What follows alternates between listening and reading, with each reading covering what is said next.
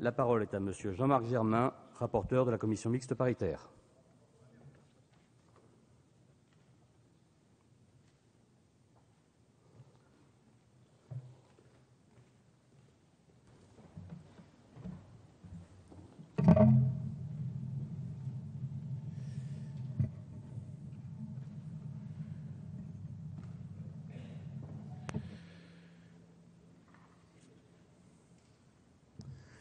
Monsieur le Président, Monsieur le Ministre, chers collègues, nous voici parvenus au terme du débat sur les emplois d'avenir. Je veux ici rappeler une dernière fois l'importance de ce texte. Notre pays est sans doute dans la situation la plus difficile qu'il ait eu à connaître en temps de paix. Déficit financier, avec 600 milliards d'euros d'endettement supplémentaire depuis 5 ans et un doublement en 10 ans. Déficit de compétitivité, avec 80 milliards de déficit de notre commerce extérieur, et déficit d'emploi, avec un chômage qui vient de franchir la barre des 3 millions, et avec un chômage de longue durée, comme l'a rappelé le ministre du Travail et de l'Emploi, qui est sans précédent. Nous avons une stratégie de sortie de crise. C'est la stratégie qui a été voulue par les Français. C'est celle qui est mise en œuvre. Elle consiste à les réduire tous en même temps. Les réduire séparément, ça ne marche pas. On a essayé l'austérité ajoutée à l'austérité. L'exemple grec le montre, ça ne conduit ni à réduire les déficits, ni à permettre le redressement. Mais alors, comment résoudre la quadrature du cercle? Le budget, qui a été rendu public vendredi en ce qui concerne la loi de finances et lundi en ce qui concerne la loi de finances de la sécurité sociale, apporte la réponse. La première exigence, c'est que chaque euro soit bien dépensé. Cela veut dire faire des priorités. Nos priorités sont claires.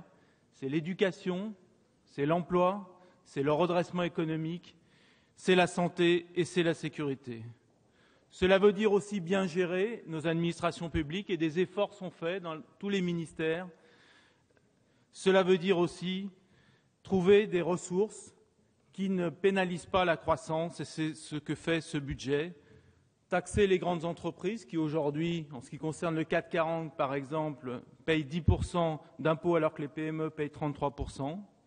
Ça veut dire aussi prélever sur les ménages qui ont les moyens de contribuer au budget de la nation sans que ça ne pénalise leur consommation. Et puis quand on est de gauche, ça veut dire aussi demander plus à ceux qui ont moins, et ce budget introduit ou réintroduit de la progressivité dans les impôts de notre pays. Des efforts, je vais y venir, Monsieur Poisson, des emplois et de la justice, voilà ce qu'est le budget qui a été présenté et adopté par le dernier Conseil des ministres. La réponse est aussi européenne. C'est tout l'enjeu du débat que nous avons depuis mardi sur les nouvelles perspectives européennes. Pour desserrer la contrainte nationale, il fallait soulever le couvercle de l'austérité européenne. C'est ce qu'a obtenu François Hollande le 28 juin. Nous parlons d'un texte qui a vocation à aider notre pays à sortir de la crise du chômage et de la crise économique. Plan d'investissement de 120 milliards d'euros, taxe sur les transactions financières, régulation financière, voilà ce qui a été obtenu le 28 juin et qui permet à l'Europe de repartir dans une autre direction. Le balancier de l'Europe, je l'ai dit mardi, était scotché sur l'austérité et repassé du côté de la croissance et de la solidarité. La réponse est enfin dans la politique de l'emploi et j'en viens là, Monsieur Poisson, pour répondre à votre impatience. C'est une politique à double détente. La première, c'est la compétitivité, la vraie compétitivité, celle qui passe par la recherche, celle qui passe par une nouvelle politique industrielle, celle qui passe par la coopération des salariés et non pas la compétition à tout crin dans l'entreprise, celle qui consiste à aider nos entreprises à réussir dans la mondialisation. Nous aurons le débat sur le financement de la protection sociale et nous irons dans le sens d'une amélioration de celle-ci, notamment pour que le financement de la protection sociale pèse moins sur l'emploi et davantage sur le capital. Mais la réponse et la réussite passera par la nouvelle politique industrielle que nous déployons. Nous avons, au mois de juillet, lancé un plan pour l'industrie automobile. Il y en aura d'autres. Et nous allons, dans quelques jours, lancer la Banque publique d'investissement, dotée de 40 milliards de fonds, qui sera le bras armé de cette nouvelle politique industrielle.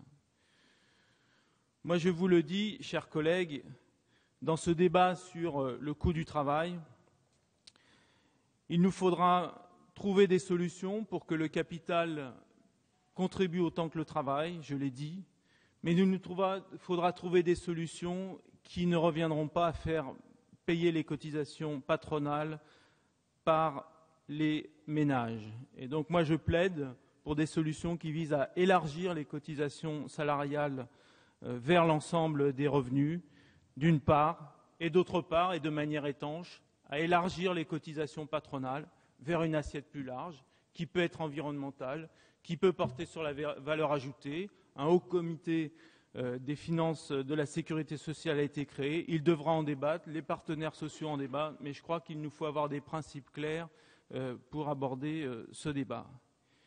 Et puis, la deuxième détente, c'est les aides à l'embauche. Nous assumons, nous, à gauche, la nécessité, au-delà de cette priorité donnée à la croissance, donnée à la restauration de la compétitivité, la nécessité pour répondre à l'urgence, parce que nous ne voulons pas dire aux chômeurs, vous verrez dans 2 ans, il y aura la croissance, il y aura de nouvelles perspectives pour nos entreprises. Nous pensons qu'il faut aider ceux qui rencontrent le plus de difficultés sur le marché du travail à y accéder de manière plus facile.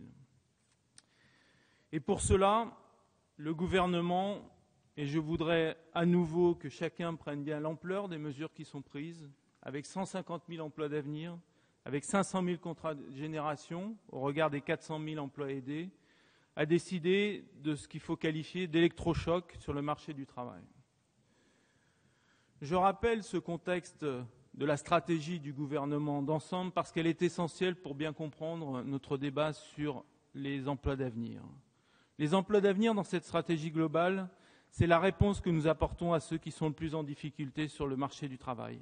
Les jeunes de 16 à 25 ans, sortis de l'école sans diplôme et sans qualification ou avec peu de diplômes et peu de qualifications.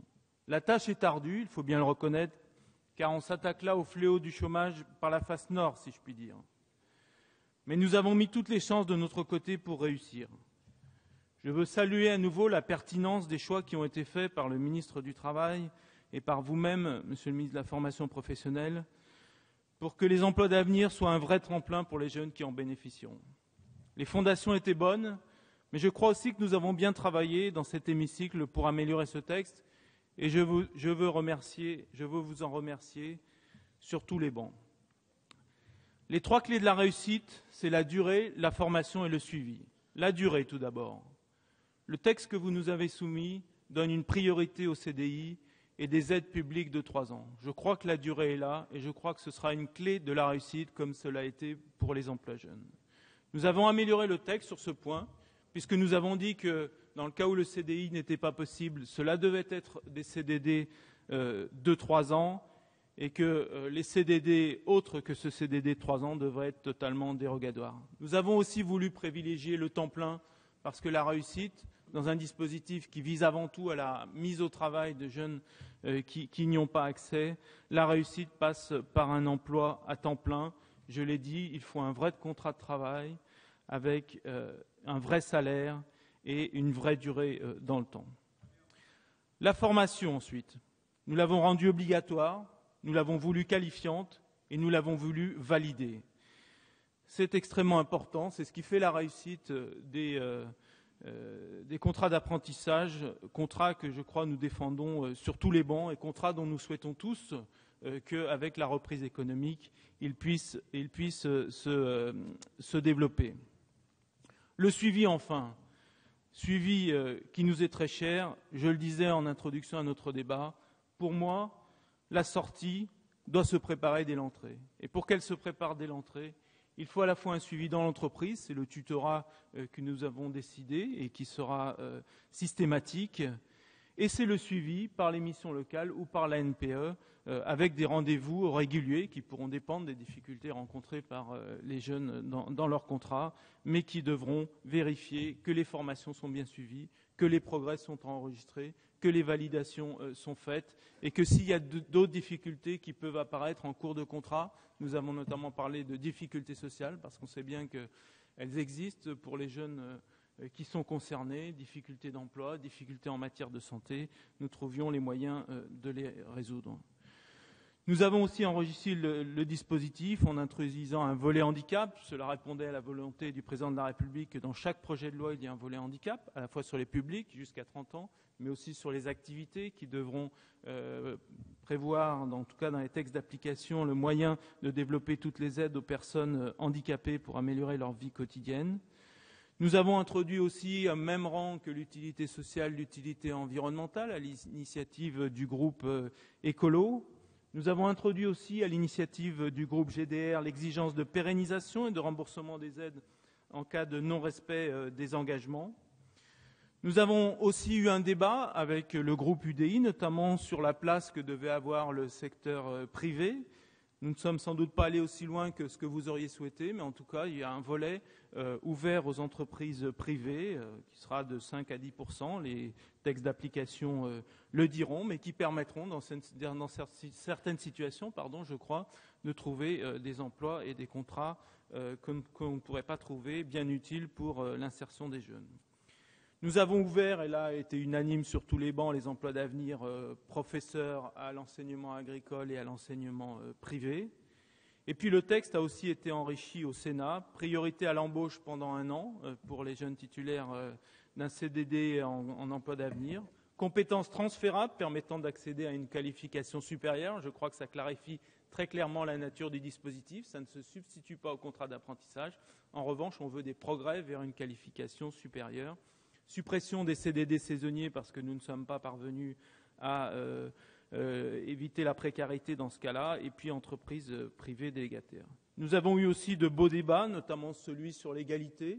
Nous avons défendu, et je crois que ce texte défend une notion d'égalité réelle, c'est-à-dire qui donne plus à ceux qui ont moins, plus à ceux qui sont dans les US et dans les DOM, plus aux associations et collectivités locales qu'aux entreprises privées, plus aux jeunes qui sont boursiers qu'aux autres. Et enfin, et c'est le débat que nous avons eu avec nos collègues sénateurs le plus important, plus aux peu ou pas qualifiés, mais avec la possibilité pour des jeunes qui seraient au-delà du niveau bac, à titre dérogatoire, d'accéder aux emplois de génération, aux emplois d'avenir, excusez-moi. Le Sénat avait supprimé cette disposition, nous l'avons rétablie, mais avec un verrou qui sera l'autorisation administrative.